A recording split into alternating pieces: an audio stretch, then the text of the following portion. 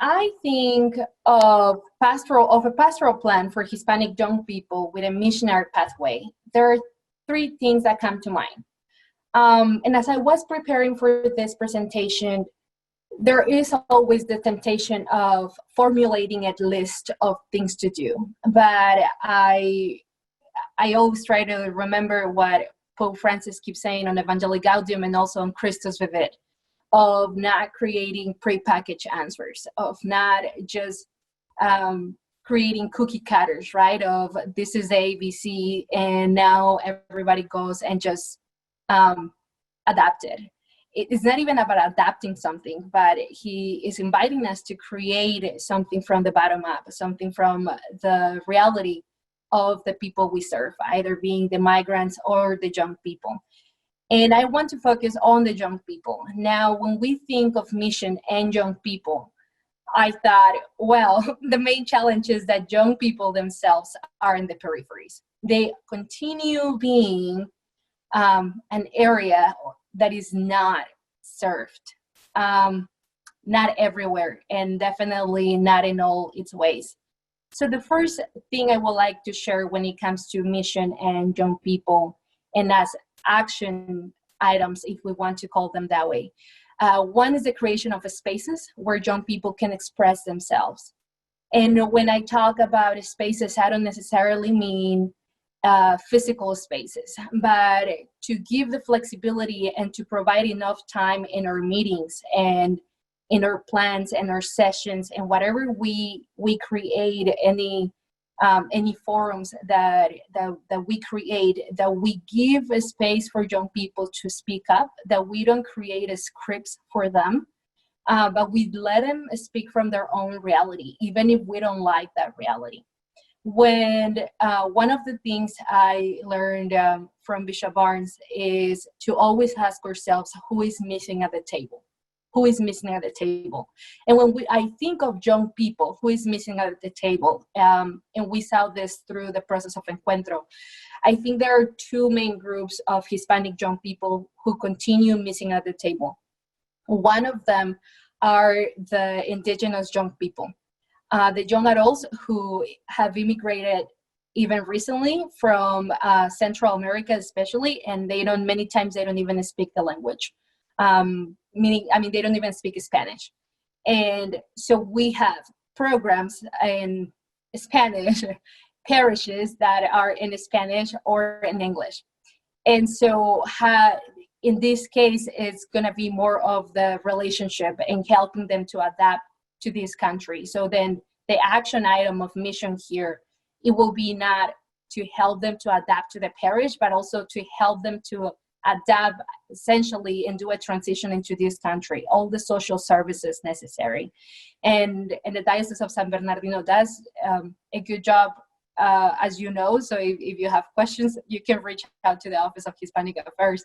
But another area that I believe when it comes to young people that is not being well served and that continues being part of the periphery among young people are the second and third generation of young people. Those Hispanic young people that do not feel comfortable with or Hispanic ministries or ministries in Spanish. Those people that also don't feel comfortable going to ministry in English, and so they feel they don't belong anywhere. When we as offices, diocesan offices and parish offices, try to impose a methodology of ministry and a methodology to share the kerygma, that brings a complex issue, because many times we only know one model, and the problem is that we create one model. And so these young people of second and third generation do not fit in these boxes many times. This has been my experience working with Hispanic young people of the third generation who have shared with me their stories, and it is heartbreaking for me to find out that they feel like second-class citizens when they attend or ministries that are for the Pastoral Juvenil Hispana, or events, because they feel that we don't speak their language, even the graphics that we share, right? How do we create our PowerPoints? That's part of their language. And there is a big difference attending the first generation to attending to the third generation of Hispanic young people. So one action item and a challenge I think we have here when it comes to missionary work with young people is attending to the third generation of Hispanics. And sometimes we say, well, they are with the office in English, they are with the Office of Youth and Young Adult Ministry. So how do we also bring bridges with these offices so we can attend to these young adults, because it's not just about the language, and we know that, right? I'm speaking to the choir here, but unfortunately, many times our offices for Hispanic ministry offer things just in Spanish, and so the other offices offer it just in English, but without the cultural aspect of being part of the Hispanic community. So how can we build bridges to offer both, the best of the both worlds, to these young people who are from the third generation? And to illuminate this, I want to use Christus Vivid, paragraph 234, and Pope Francis says that we need a popular youth ministry that can open doors and make room for everyone with their doubts and frustrations, their problems, and their efforts to find themselves, their past errors, their experiences of sin, and all their difficulties. And so when we think of these young people and inviting them to be part of the process of creating a pastoral plan or a pastoral strategy, is not inviting them when things are done, when the plan has been developed, but inviting them from day one, inviting them to the table, not when the food is ready, but inviting them to the kitchen to cook that food with us. When we think of who do we invite, who do we make part of this process and being young people, this periphery, we need to consider the young people who do not have a formation, who do not have any type of theological formation or ministerial formation. And so from them, we take their experiences, their voices, and their experience of God.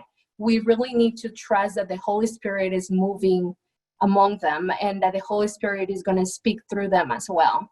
On the picture, you have this young person just like pretty much being so careless and reading a newspaper. And I think those are the type of young people that we need to start inviting to the conversation. Not just young people who have a diocesan position or a title in an organization, or who have somehow a voice because they've been on the spotlight. But what about those young people who have a lot to share because they have experienced the church in a challenging way? And I think those are the voices we want in our diocesan committees. Those are the voices we want in our parish councils. So moving on to the second point, and I'm gonna ask Leah if you can go to the second slide, please. Thank you. So when we think of mission, and once we are aware of these peripheries for young people and we accept that they are a periphery, once we accept that reaching out in English and getting out of our comfort zone, it's a good thing, and then that is a challenge, but we have to do it as an action item, then is the second step of, or the second action item of creating these pathways of walking together. Those who have experience and those who are still learning the ministry, right? And what it means to be a disciple. And when we, and I want to highlight this point with Christus Vivid 199, and Pope Francis says, if we journey together, young and old, we can be firmly rooted in the present, and from here, revisit the past and look to the future. To revisit the past in order to learn from history and heal all wounds that at times still trouble us. To look to the future in order to nourish our enthusiasm, cause dreams to emerge, awaken prophecies, and enable hope to blossom. Together, we can learn from one another, warm hearts, inspire minds with the light of the gospel, and lend new strength to our hands. And this part is about accompaniment. So how do we accompany the young ministers? Now, those who have been longer in these positions, who have been for 20 years, 30 years, 15 years in ministry, Pope Francis says that in order to do missionary work, we need a transformation and a conversion of hearts. And I think the conversion of hearts when it comes to the old and young sharing ministry, it's one, that the past cannot be imposed on young people. We young people understand that there has been a lot of suffering for the Hispanic community in the United States in the past, but we also want to look forward to the future, and we want to see the church of a church that builds bridges, and we recognize that we are standing on the shoulders of giants, ¿verdad? Estamos parados sobre hombros de gigantes. And we recognize that, and therefore we want to be accompanied. So the challenge here is this accompanied process in its different modalities. It comes all the way from mentorship. And so if somebody has arrived to an office or a diocese before, please do not wait for the new person to come to your office to ask for help. But the challenge in this missionary approach with young people is that the one who has walked longer needs to approach the one who is trying to figure it out.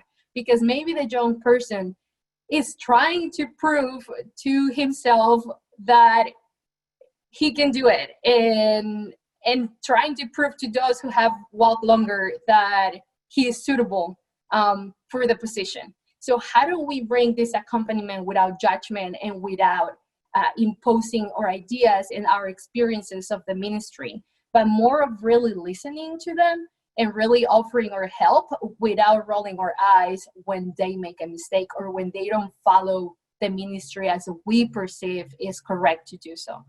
And I include myself because younger people, like the young people in high school and even campus ministry, they now call me señora. So apparently I'm starting to not be a young person anymore. But another point here on this accompaniment of the old and the young doing ministry together, and when we recognize that young people continue being a periphery, I will say that it's also mentoring. Like if one person who has been longer in ministry dedicates time to somebody new in ministry, and I think I have shared this before in other platforms, I am very privileged because in Region 11, I have so many mentors, so many people that have walked with them, and it is an honor right now to share the platform with Jose Lopez, who is one of the first people who gave me a call when I became the coordinator of Hispanic ministry in that Diocese of Fresno.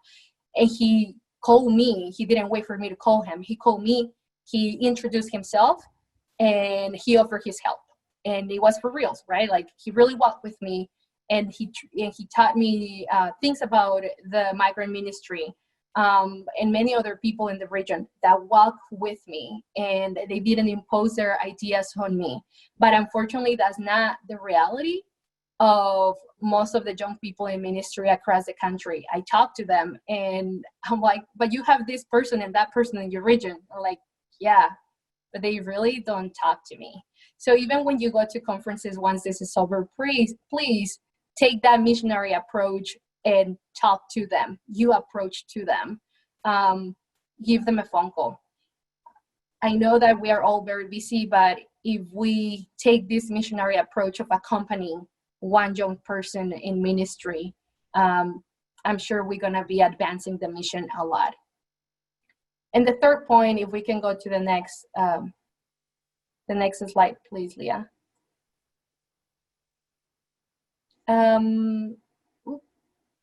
There you go. Thank you. Just Brenda, just to be mindful, just please share your thoughts on the third slide, and then we'll bring the conversation with Marioli also, and then bring us back to some final thoughts. Thank you. Oh, yes, I'm so sorry. No, that's fine. Share. On the final point is the formation. The young people throughout the process of Encuentro have asked for a formation process. Now, when we talk about mission, mission cannot be just one component of the formation process, but really a holistic, it has to be everywhere. And the first thing to learn about mission is this dynamism of mission, which is the option for the poor. And knowing that this dynamism when we work with the poor, and this is something I have also learned from Maryknoll, it is a mutual enrichment, recognizing that we learned from those in the peripheries as well as we have something to offer to them. And the young people in the United States, we tend to be very sheltered. So I think the formation programs, when it comes to mission, need to include an assessment of the reality. We need to teach them to assess their own reality, not to tell them what is the reality where they live, to recognize the places and areas where God's love is not breaking through, and to reflect and discern pastoral approaches walking with the community. So I think I'm going to leave it there, but it's really a dynamism of enrichment. And how do we teach young people to live out this dynamism?